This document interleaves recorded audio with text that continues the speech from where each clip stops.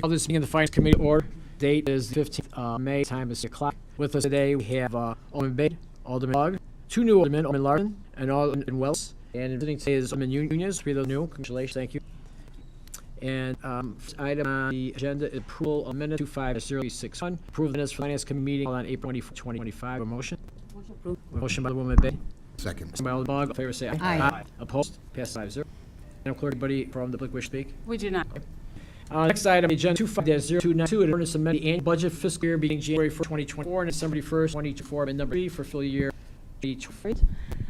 So what you have in front of you is the third and final budget amendment of 2024. Every year we bring the final budget amendment as formalization process through the budget and audit of 2024. The exhibit is attached, is numbered numerically. Revenue are at the part, about page 3 where the expenditures are.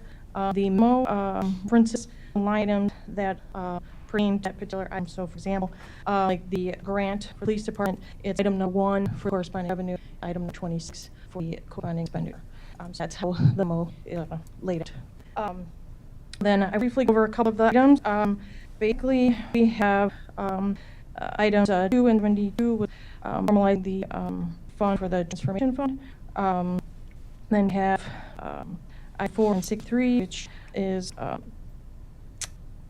taking funds from the TIF 3 and repaying gaming tax, because over the time of TIF, gaming had subsidized some of the payments for some debt service for that ticket TIF, and that TIF now closed.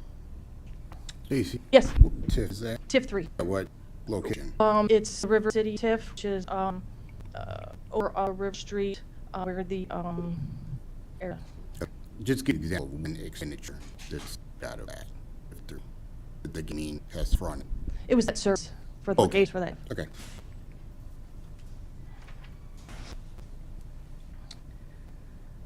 Let's see. In line I-6, 51 through that issue 2024 for the TIF Strict 17, which Barnes Builder would rates the casino. Then items 764 relate to the TIF obligations, Bell Gale. This is just increasing the offset revenue expenditures. That particular project receives a percentage of the revenue of the city sees from the TIF. Similar situation for TIF 7 was the Mid-Toy. And also the next set of items for the premium, Chicago Premium Outlet. Item 10 related to the act development.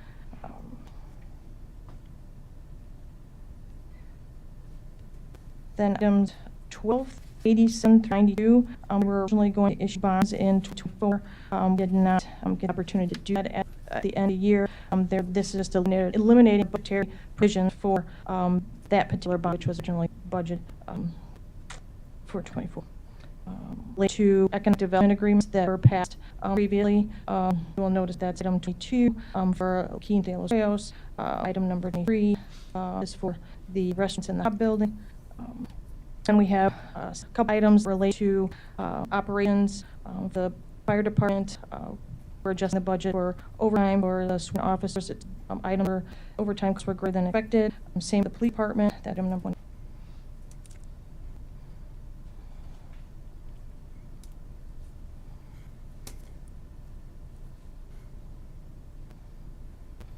Okay, I questioned those anyway, Yep. so as you're looking. 24 and 25. We have historical number and how much time did last year for the fire department and police department? How much we know?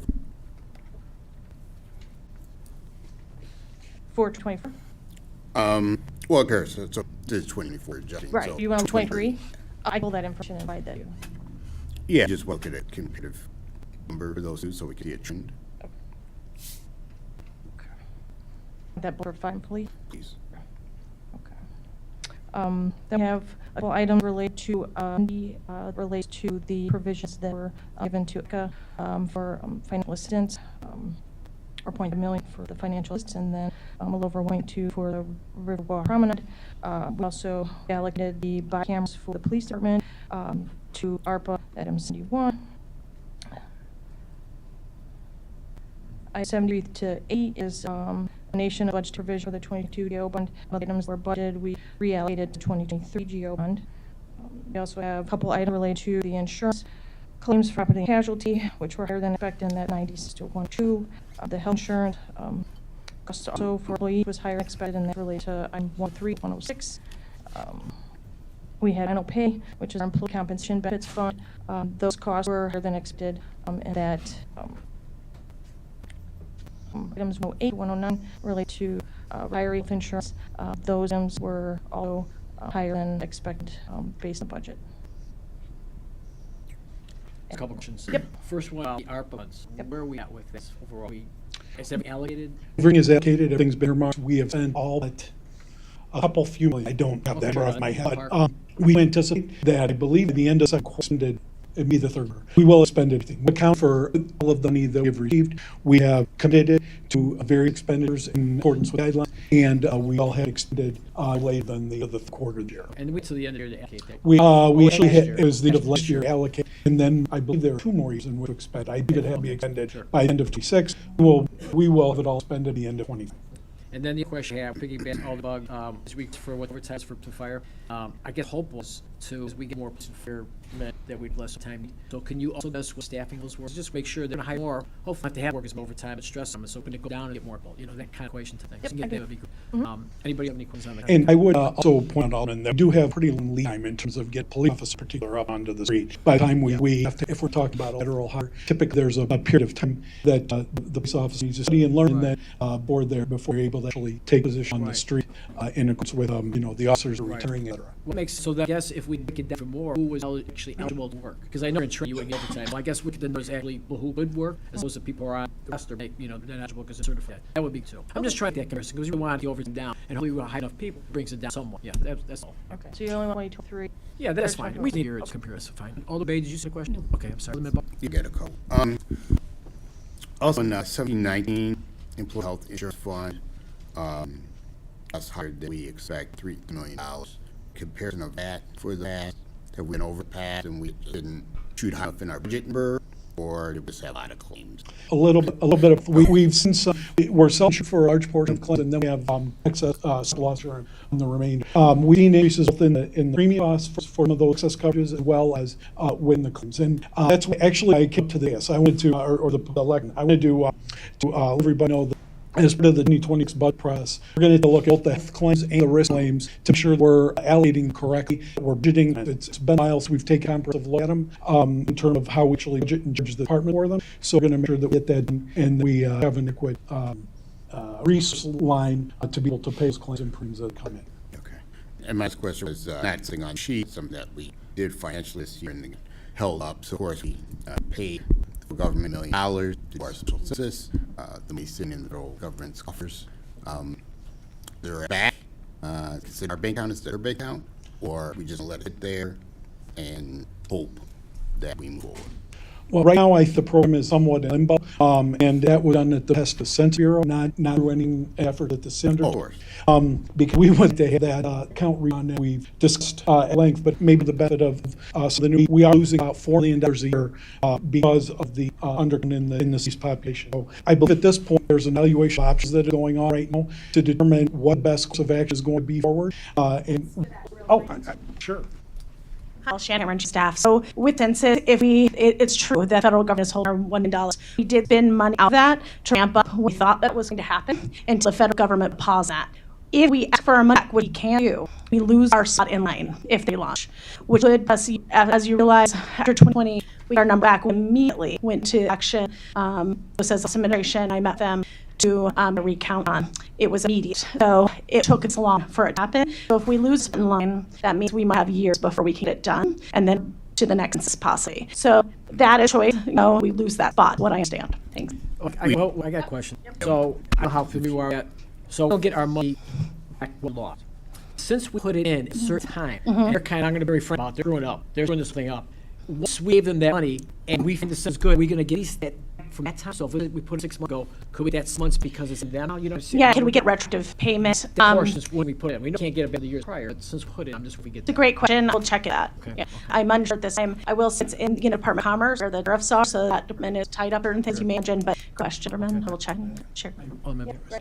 Alderman, if talking about the revenue that we're losing in terms of the state of Illinois, that, as I understand it, not be done retroactively. So in other words, they simply go from whenever the population is certified by the Census Bureau. It's filed with the, I believe, Secretary of State's office on the state. Then that next month they do disbursement is when they actually start allocating based on the population. So my understanding is there's no provision or ability to do anything retroactively until there's a population number that's certified. Well, we knew that, but what we didn't know is we're going to be so confident at federal level. Once we give them our money, that's kind of be where the normal process, my opinion on that. Why are we also looking at their accounts? They're really thinking, but in a year and a half, if I give $1 million, the clock should be right on us. So I'm separating to it. But I want to know, maybe we have an answer for that. I didn't know that because, at this point in time, I mean, how much can we expect to be responsible for? All this kind of nonsense on us. That's why I asked that. We would never be able to, theoretically anyway, be able to cover any of the $1 million deposit that we've done. Our expenditures has not been expected. I don't believe we have the ability to proactively reclaim revenue. Okay, all right. Alderman, Historically, Mr. Minnick are correct involved in this, but since it's a very long time a new license, the way it handled that way, you try to do them so quickly, you can find them for just getting the money. I'll let go. Okay. any other question on the ordinance? Do a motion. Motion approved. Motion, Alderman made. We have a second. Second by Alderman Larson. That passes 5-0. Thank you. All right, now on the agenda is 25-258, a resolution to award contract to Build Paving LLC in the amount of $5,873,000 and $1,870,168, and to appropriate $3.5 million MT for the 2025 citywide. To North Engineering Division, so this is one of two service projects doing this year. The first was awarded by City Council and is undertaken by Giva Construction. The second will be Build Pave. So Exhibit A is a bid at. They were at 2% under assets, so we're okay with the numbers. Builders last their project in 22. So this list is Exhibit B, and Exhibit C is just our standard items resolution we need to pass in order to use the MT funds. So I'd have to answer any questions on the brand. Questions or comments? Alderman. Thank you for this. Of course, our residents always look forward to move forward, getting their streets done or areas. So thank you. I'm ask a question because of information we found over the last few months, and it's just a general question for any area of the city. To now, are there any employees of the engineer department or city employees employed to build paying or any owners being that you know of? No. Or Geneva Construction, any employees of engineering or the city owners or employees of Geneva Construction? To my knowledge, no. Thank you very much. And for the new alderman, I don't know if you guys know how to work. Typically, that money split per ward, anywhere from $600,000 depending on the streets. We, correct me if I'm wrong, we do an independent audit every 5 years. Approximately, there takes. Right. We actually just approved a. That's another form like a pay evaluation. Right. We have it. I think we need to drive receipt, and they come up with what's called Paving Condition Index or PI, and then we use that data to help manage our programs. So we actually just passed a contract for that. We driving the streets, probably June, July. We don't have a date yet, but then we'll use that for 2026 and moving forward to help with our road collection. Right. So when you're the streets are really bad, say in the audit, there's a list. If your street is bad and you're on the list, that's just another worse. That's kind of how it goes. We don't decide it. Don't decide it. An auditor decides it. We come up with the list and we kind of fight every year with this one. So I mean that because you're gonna a lot. So I'll let you know that we don't audit it, but we can list. Just go for it. So it's all relative to somebody's street. How that works. So I threw it up there. Charles, that's a good point. Mr. Jacobs can use the last list which came over. We didn't cover it very much. Yeah, the rating list. It's on how. Yeah, the list on here. So The rating. yeah, the new is on. So yeah. Okay. So yeah, I'll just find that file. Just one. Yeah. Just a question, and this auditor does this right now, certain parts of the state around the whole. Correct. Yeah. So we maintain. So yeah, and since we're on it, so when we had all extras we're doing this year is also getting a sign inventory. So we'll be driving and doing some GIS asset collection, and our street department will take that and kind of build their street sign inventory. So just about it. Any other questions, comments, anyone? Hearing none, we have a motion. Move. We have a motion by Alderman Bug, second by Alderman Bade. Favors aye. Aye. Opposed? And that passes 0-2. Next item is 25-359, resolution authorizing the purchase of one replacement Ford hybrid utility police acceptor courier orders for $2,488.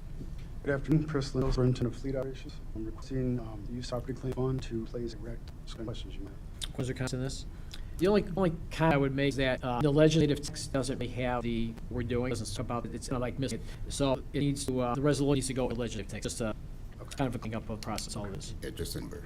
Other question, comments? Yeah, one question. Sure. Do you know much insurance has we got for the So there was a 20? there was a settlement of $7,690. Wow.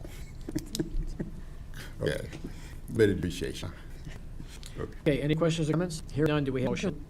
I'm sorry. Second. Second by Alderman Veneros. All in favor, aye. Aye. Opposed? That passes 5-0. Thank you. Next item is 25-0378, resolution authorizing director of purchasing to enter into a purchase agreement with 5-8 Group for procurement of a drive test scanner for the police department, in total amount not to exceed $170,000. Good afternoon, Chairman. Good afternoon, Finance Committee. Lieutenant Bill Hawley, I'm the Aurora Police Department Administrative Services Lieutenant. You have before you request to the purchasing director to enter into an agreement with 5-8 Group and what are our purposes. All of this is proprietary and sensitive information related to ongoing criminal investigation, so may have to be somewhat good with that information that's not suitable for regular public consumption. But in essence, we have things like or a missing and endangered person, some other critical time relevant incident. One thing that our police department is many police departments across the nation learned that cell phone data is a very valuable piece of data we can use to locate wanted fugitives. We can either prove just someone present at a crime scene. We can also use this technology to track the people who have wandered away from nursing homes or caregivers, children that have gone if they cell phone them, things that we currently have a piece of software called Tracks. Tracks allows us to sort of single in cell phone location based on cell phone tower signals. The very rudimentary bipartisan of rudimentary technology. In other words, if Tracks were used to get where I'm standing here on your tower and tell the police department that I'm within maybe a mile or two, a couple of miles of cell tower. An incident that required an urgent response or a quick response, mile or two at least is a fair long berth. This software, this is actually a piece of hardware that can bring to a crime scene, can use in real time that gives a very precise location of that phone is. It all allows us to do other regular analysis of the cell phone network here in the city. This is rated a device that was used by Cell Phone Care Service and their engineers a way to further enhance cell phone tower coverage areas and create a greater pinpoint of survey apps and things like that. For the law enforcement application, we can use not only see where someone is, or look for someone missing, we can also use this rule pull out. This is great for one of those done-it type, say for instance, a murder, we have no information. We can rule out as suspect based on their lack of presence via cell phone work. Typically, if you don't have technology license available to it, only other course to ask cell phone companies to hide information. It's also the way it requires a later penal search warrant or legal documents that would require us to follow a legal process to obtain evidence that could be useful in court.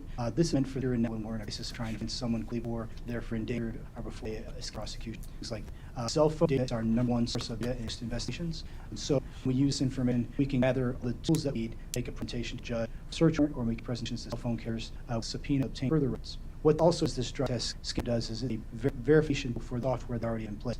As with most things that involve evidence, the judicial system requires in cases demands that we be able to verify as a secondary source evidence that we obtain. Not, for instance, we'd use the example of say blood evidence for crime. We take that evidence, that blood evidence have to be verified through a crime lab. Drug evidence would have to be verified by a drug lab and things like that. Digital evidence, no different. When obtained evidence on spot has to be later verify or process. We have to expert witnesses that testify. We have a source available to us. Can this an out employee, for instance, that person charged about $8,000 per incident, and the wait time is usually 5 to 6 months before we can get time to use data back. If you think about a missing and endangered person, 5 or 6 months is certainly a unconscionable amount of time. In terms of one fugitive crime that's ongoing and developing, that at the first 48 hours is more of a true measure of rapidly obtain evidence and for we can arrest or locate a weapon that's one, or frankly discard someone who's not who we should be looking as a suspect so closely. So Lieutenant, we're purchasing this, right? yes, we're going to purchase using ask for funding drugs. So is there like a warranty with this, or? Yes. Okay. Yes, it's with a warranty. It all comes with a period of training and certification. Okay. The folks that will be using this, members of our police department would be certified to the point where they'd be able to testify in court. Any warranty failures, anything like that, would be handled as part of the service agreement. Do we know how long or it comes later, you get a new one or anything like that? Do we- That's a question I don't I answer. sometimes just don't know. Everything relative, there's no historical respect. Correct. But, okay. That's All right. Any other questions? Yeah. Alderman. I mean, like it's a great tool. How often you could say? Sure. Do we use it daily, weekly, monthly? Well, this is a service that currently have, or a piece of it that we could have. Or Few states other don't have. departments. Other departments, I can just refer to my notes for just a minute. I know that I believe the Joliet Police Department has this piece of equipment. Okay. I know that we did assess based number of cases we would see annually, and I don't want to misspeak, so if you permit me a moment, if I could obtain that data.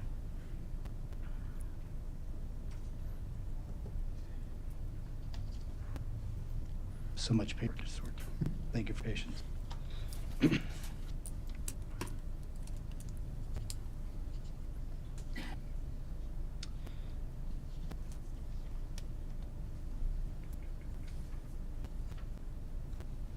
In front of me, I don't have an actual number of cases where cell phone data was used for either a missing person or active investigation.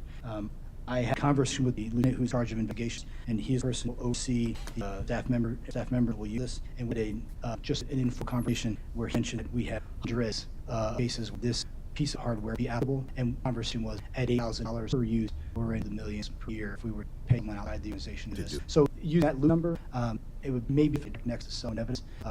Certainly, Also, to my mind, cases where we had used cell phone geolocation data, not only to find missing persons, but also specifically to rule out someone we were looking as a suspect, but cell phone data refute that, and put us on the right path. And I can think of two that he and I spoke about formally. Okay, thank you. And this is also, so. Okay, go ahead. Thank you, Chairman. All the officers were training us to use tool.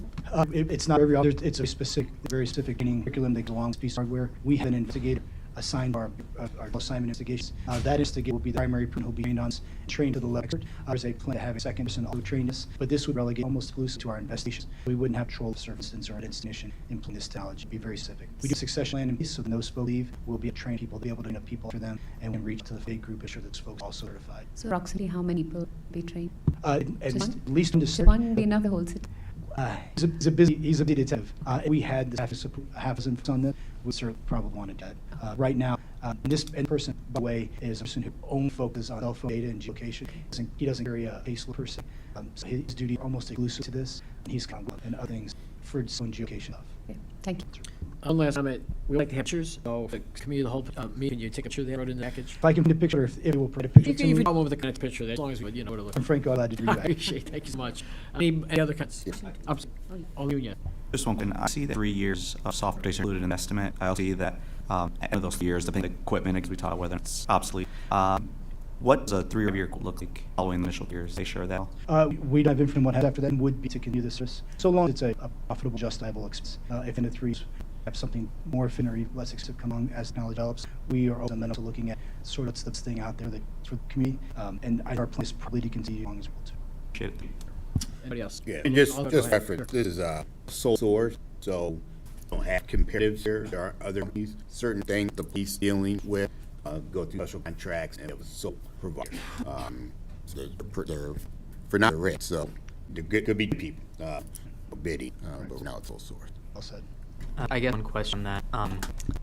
Is this a sole source because this is a newer form of technology, or are there other sources that we expect to exist in the future, or is this just like a thing?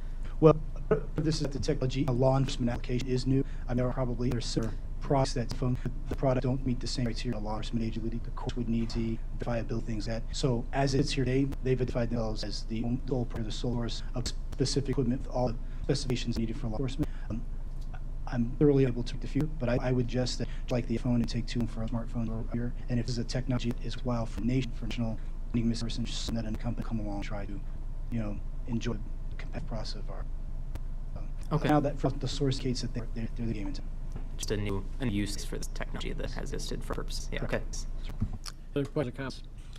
Motion by Alderman Bugg, by Alderman Bade. Say aye. Aye. Opposed? It's 5-0. Thanks, Senator. Thank you. Second on the resolution approving IDA low bid award for construction of North Aurora Underpass at CN Railroad. Good afternoon, Tim, Air Engineering Division. So this is one of our relief projects that's an IDA letting.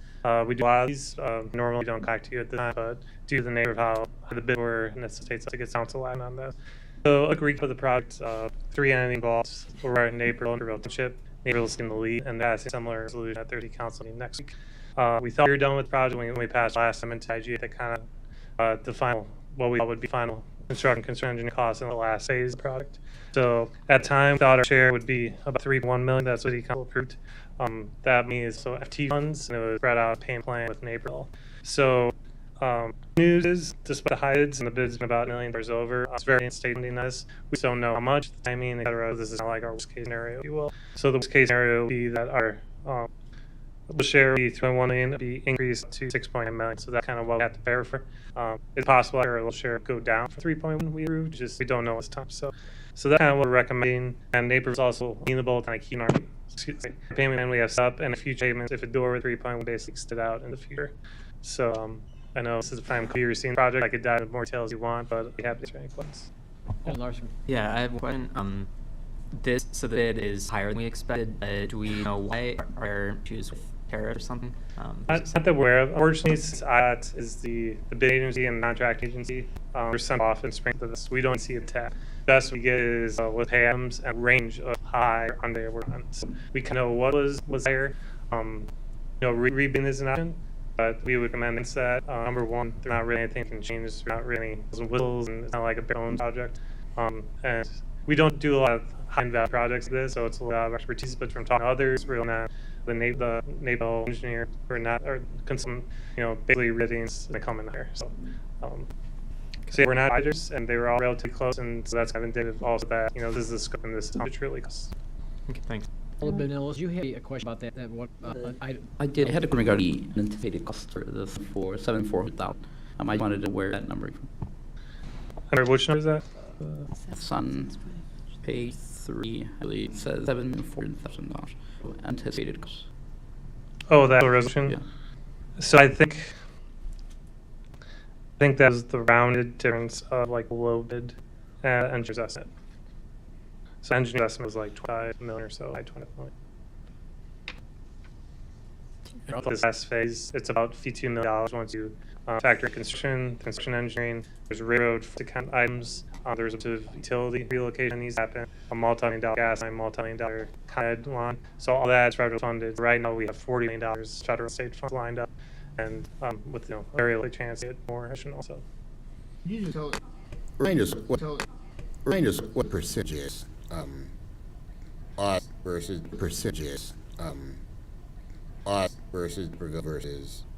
the township, right? Correct. So we look back on this is in a boundary agreement with Naperville, this one in 2014. And essentially there, I think it said that it would be split 50-50 between Naperville and Aurora. So Naperville townships have been a little bit unexpected here. To date, between three entities, we've spent about $6.5 million together. That's been about a third. So Aurora's share so far has been about $2.2 million. Now moving into the next phases, Naperville townships of a very small percentage, they're around $1 million. And it's up to Aurora and Naperville to split that remaining local share. But again, I think probably the time boundary agreement will expect. all the way.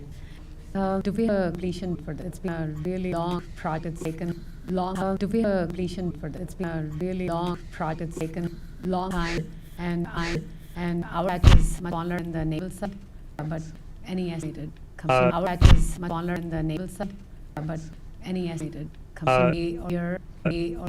It's a very complicated project. It's a working day contract, so it's in like a simply shape. So this all depends on kind of as far as lane, assuming that we pass this gets awarded. There will be 1 to 2 month detour because an instructor like Shoe High Bridge.